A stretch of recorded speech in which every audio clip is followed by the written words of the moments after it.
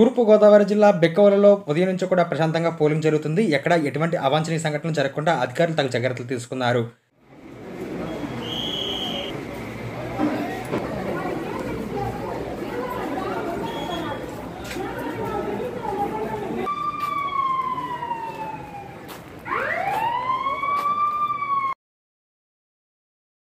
ప్రజలందరూ కూడా తమ యొక్క ఓటు హక్కు వినియోగించుకోవడానికి ఉత్సాహంగా పోలింగ్ కేంద్రాలకు తరలివచ్చారు.